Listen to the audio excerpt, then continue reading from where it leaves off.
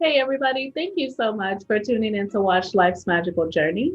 I'm Life, and this is the safest space for us to learn, to grow, and just to share our experiences when it comes to our spiritual journey, our spiritual practices. In today's video, I'm super excited to have one of my good friends, Miss Danielle, with me. She comes from the channel Flygirls Manifesting.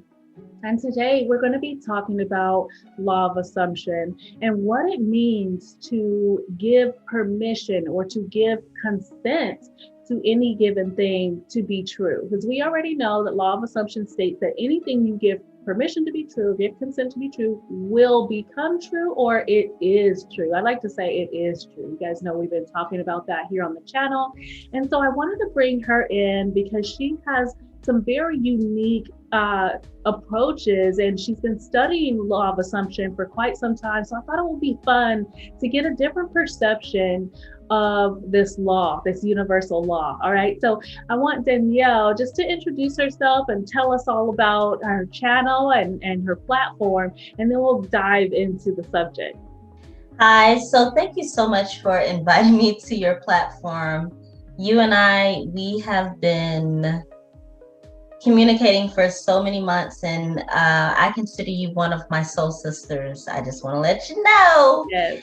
And I really love you and appreciate you and your platform. So on my channel, it's called Flygirls Manifesting. I'm a fly girl, meaning that I own my shit. I know what I want. And if you look up 90s fly girls, just look it up. You'll know what I mean when I say I'm a fly girl. But beyond that, my channel is about manifesting deliberately, consciously, being aware of what you're doing, you're saying, what you're focusing on. And yes, using the laws of the universe, the law of assumption, for sure. If you go to my channel, I have so many videos on what it means to really consciously create your life using the law of assumption. You always say it with your chest, say it boldly. And so I love that. I love that. I would encourage everybody watching today to go over to Danielle's channel, Fly Girls Manifesting. Of course, I'm going to link it in the description. And I want you guys to just go over there and hang out because it is deep. We are talking about what it means to give something permission or consent. What does that mean? So Danielle, that's what I want to ask you. You've been studying this law and working with this law for some time now. I want you to give us a relatable explanation as to what it means to give permission. What does law of assumption mean?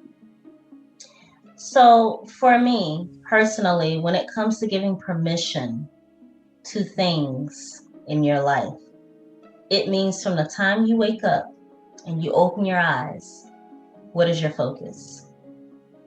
What are you giving permission to from the time you open your eyes? For me, as soon as I open my eyes, I say thank you.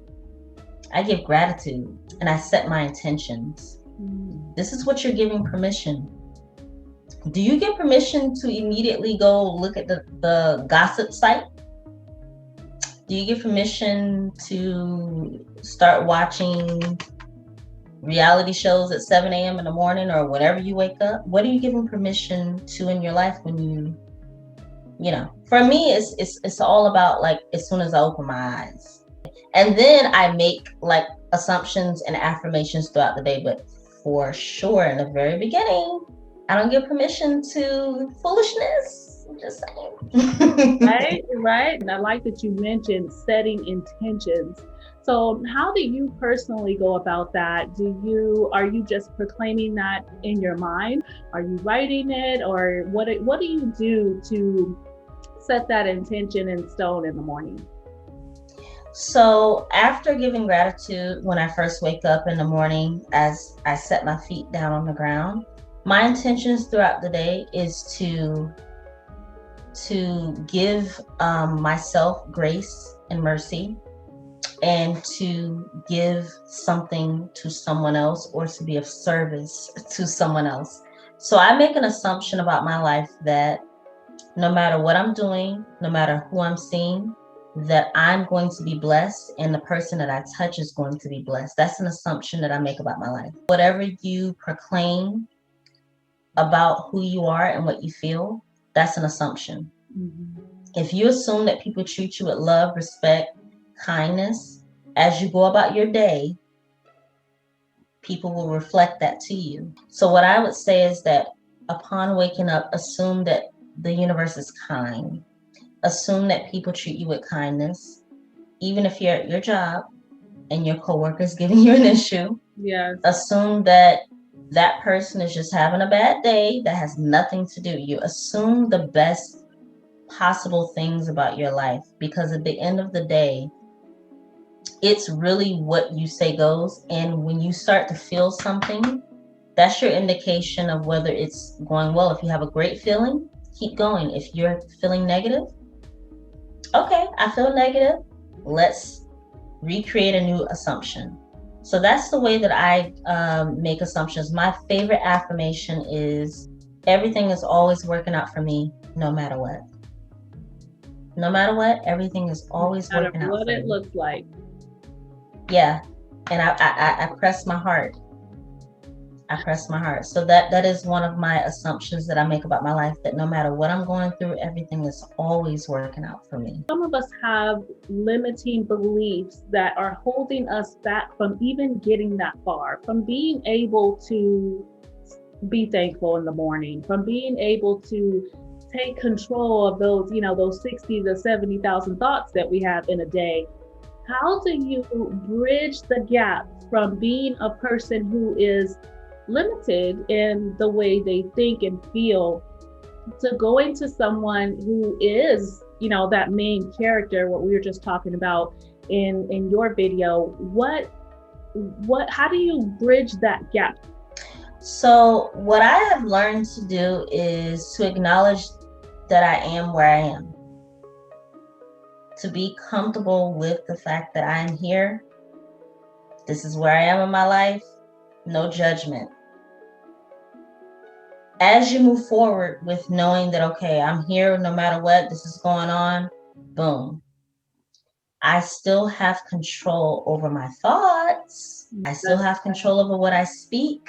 I still have control over how I feel and what I react to. And my assumption is that no matter what's going on in my 3D reality, I still can speak life into what's going on moving forward. So what has helped me tremendously is making affirmations in my speaking voice and listening to them maybe 20-30 minutes before I go to bed. Or if you can't speak them in your own voice, you can listen to some really great affirmations right before you're going to sleep, because your subconscious mind will be more susceptible to your suggestions when you're relaxed. Right. You don't have all the other things going on.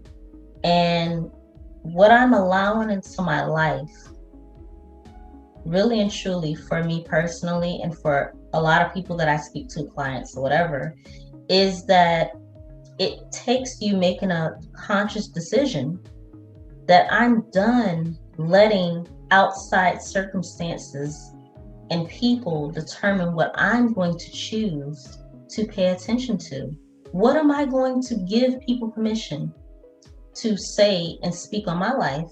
No, that's not how this goes.